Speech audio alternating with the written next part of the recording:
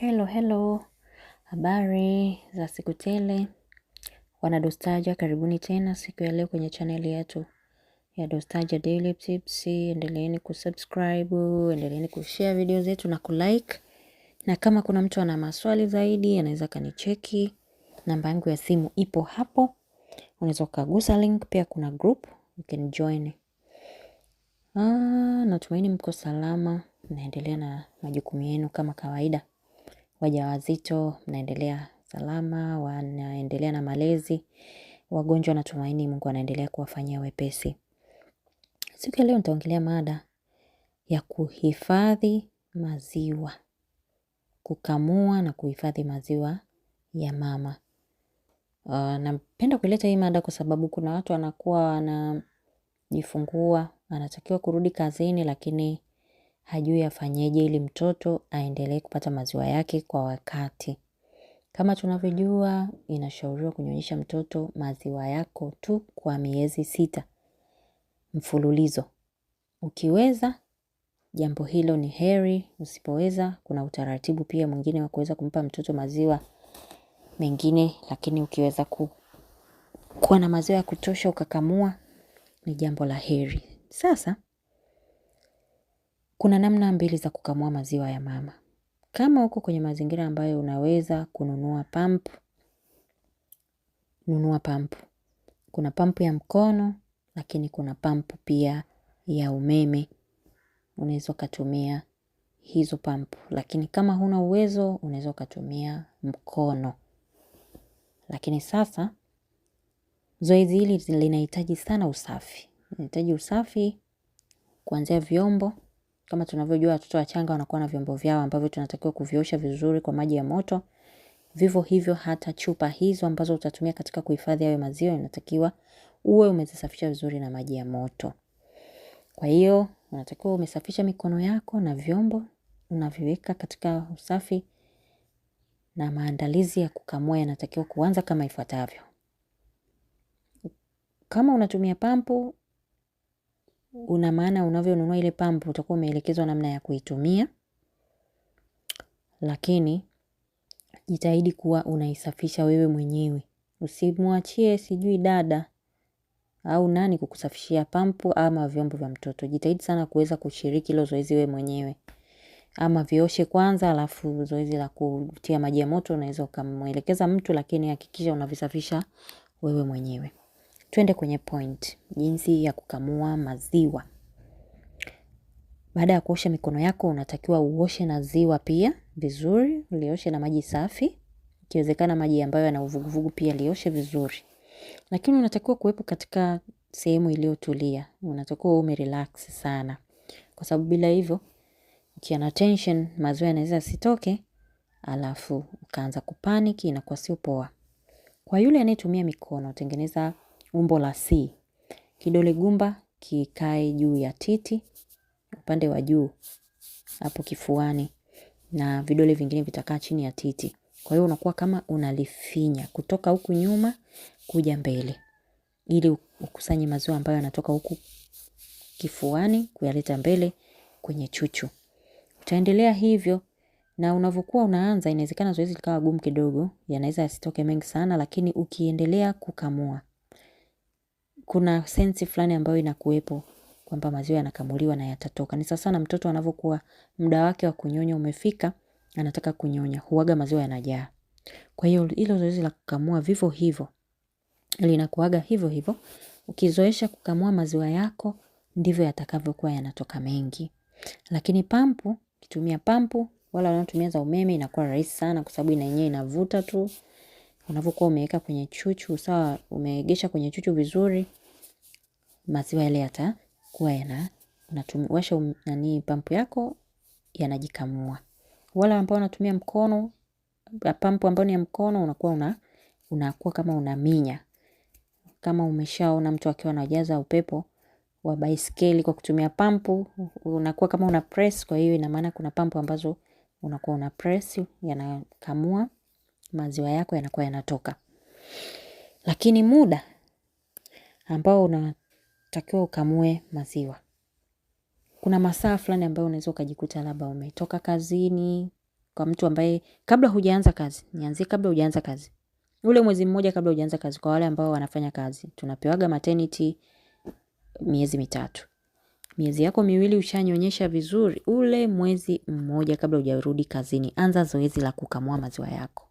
Ili maziwa yazoee kukamuliwa. Na kuambia uanze kukamua kwa sababu pia maziwa hayo unaweza kuyahifadhi tu bila shida. Maziwa yanaweza kukaa kwenye jokofu, yani friji ya kawaida hadi siku 4. Friji ya kawaida hadi siku 4. Yakiwa yametunzwa kwa usafi.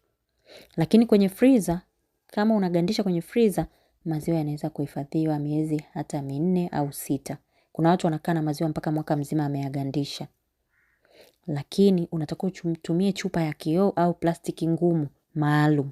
Wote tunajua zile chuchu za watoto ziko na material yake fulani hivi, ni plastic lakini material fulani hivi ambayo ni special kwa ajili ya matumizi hayo. Lakini kuna mifuko maalum. Kama unatunza maziwa kwa muda mrefu, jitahidi kutafuta hiyo mifuko, huwa inauzwaga kwenye maduka kama supermarkets. Zinauzwa kwa package. Nunua package yako ya mifuko ya kutunzia maziwa. Ile ina sehemu kabisa ya kuandika tarehe kwamba ya maziwa umeyakamua lini. Unaweka na lebo vizuri. Na ina seal. Weka maziwa yako yatunze vizuri kwenye freezer. Usisahau kuandika tarehe, kwa sababu nataka utumie formula ya first in na first out. Maziwa yaliyotangulia kutunzwa ndio yatangulie kutumika.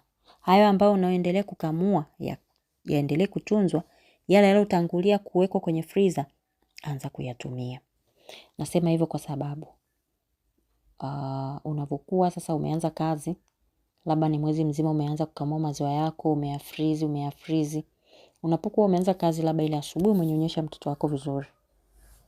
Yale maziwa ambayo utataka kutumia yatumike mchana kumpa mtoto ukiwa haupo. Hakikisha sasa umeyayeyusha tangu jana yake usiku. Na kuyayeyusha kwake usitumie moto, usiyachemshe, maziwa ya mama yachemshwi.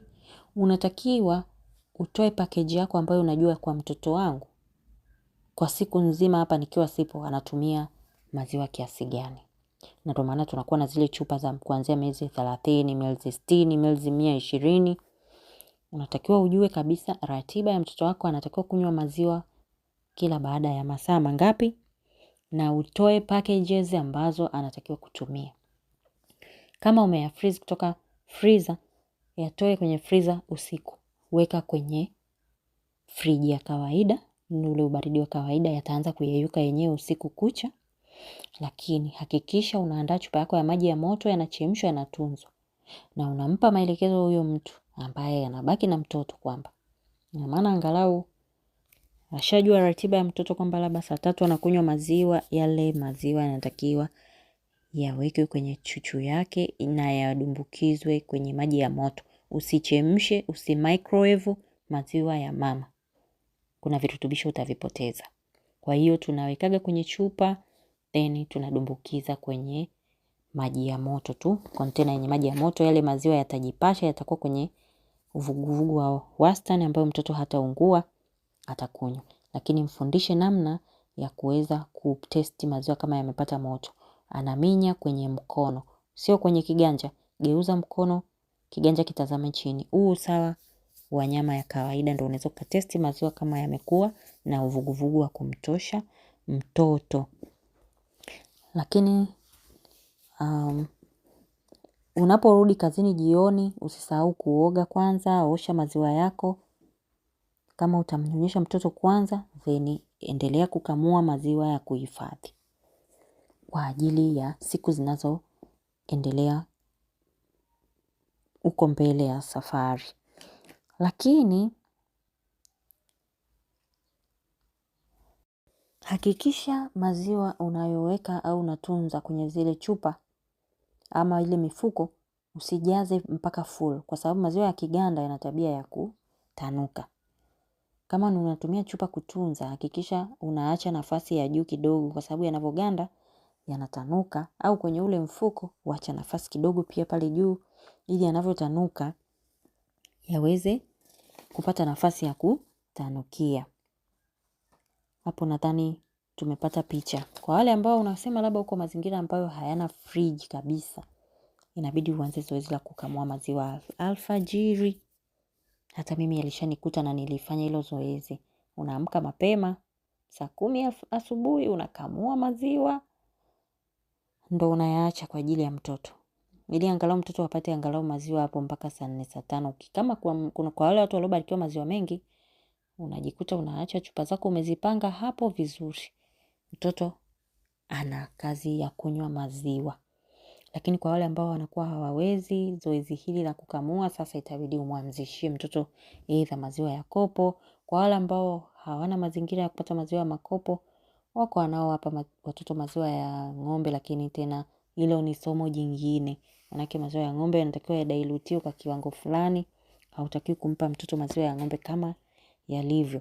Kwa hiyo hilo na lenyewe ni somo jingine. Karibuni Dostaja Daily Tips, naamini mmepata kitu cha kuweza kuwasaidia katika malezi. Haswa hii miezi 6 ya mwanzo, jitahidi mtoto wako anywe maziwa yako. Ndio maana nimewapa mbinu ya kuweza kukamua maziwa ya mama na namna ya kuyatunza. Jitahidi kuwa msafi kuanzia vyombo na namna unavyokamua yale maziwa ili mtoto asije akapata madhara. Karibuni Dostaja Daily Tips, endeleeni kusubscribe na kushare video hizi. Karibu. Bye bye.